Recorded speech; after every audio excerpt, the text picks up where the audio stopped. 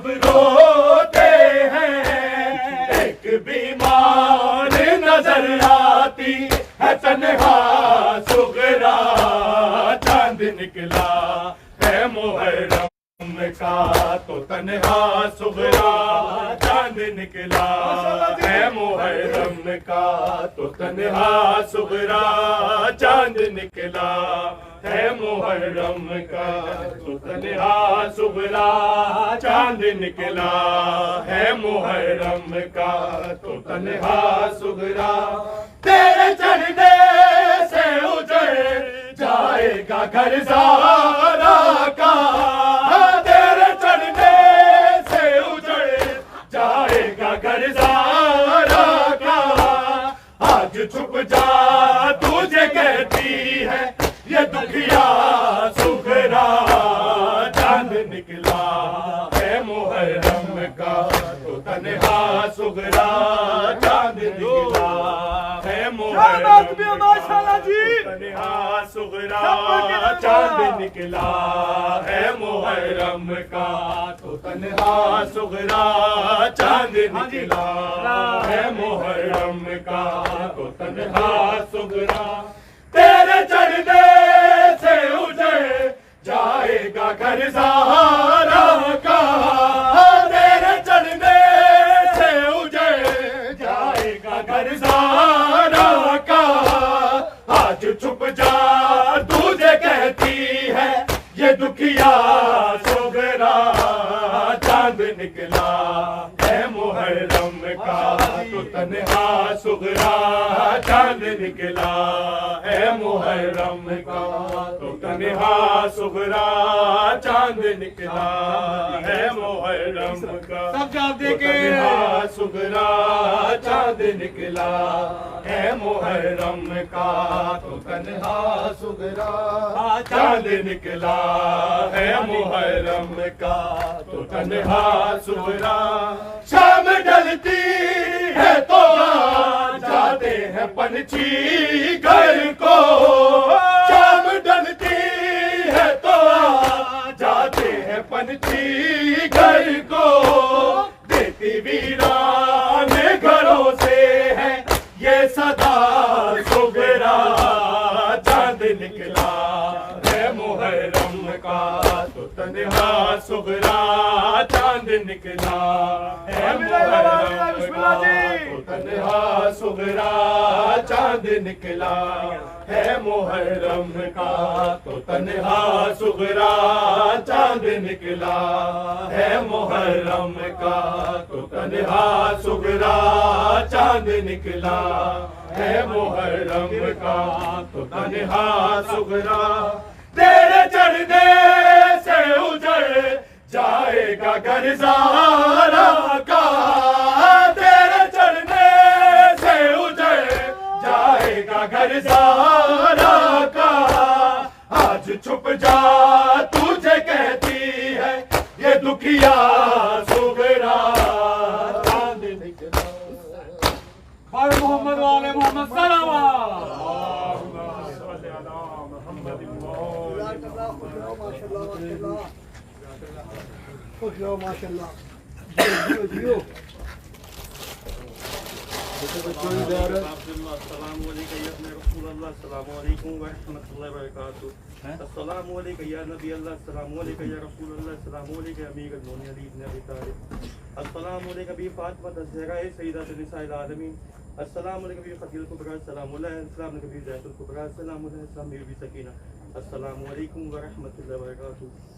अस्सलाम वालेकुम इमाम हसन मुस्तफा, अस्सलाम वालेकुम हुसैन शहीद करबला, अस्सलाम वालेकुम अली बिन हुसैन, अस्सलाम वालेकुम औलाद हुसैन, अस्सलाम वालेकुम असहाब हुसैन अलैहिस्सलाम, अस्सलाम वालेकुम या अबुल फज़ल अब्बास इब्न अमीर अल-मोमिनीन व सय्यद हुसैन, अस्सलाम वालेकुम व रहमतुल्लाहि व बरकातुहू, अस्सलाम वालेकुम या ग़रीब अल-ग़ुरबा, अस्सलाम वालेकुम मनसूफ़ा वल फ़ुक़रा, अस्सलाम वालेकुम मुबश्शिर गवाही भी यौम अल-जज़ा, अस्सलाम वालेकुम अनीस अन-नफ़ूस इस्लामी का मफ़हूम बे हज़रत इस्लाम के अली इब्न मूसा, अस्सलाम वालेकुम व रहमतुल्लाहि व बरकातुहू, अस्सलाम वालेकुम या साहिब अल-असर व ज़मान अलमान अलमान अलमान मिन फितन ज़मान, अस्सलाम वालेकुम या खलीफत रहमान, अस्सलाम वालेकुम इमाम इस्सवजान अज्जलल्लाहु ताला फरस्तहल्लाहु ताला मफ़ज़हु, अस्सलामु अलैकुम व रहमतुल्लाहि व बरकातुहू।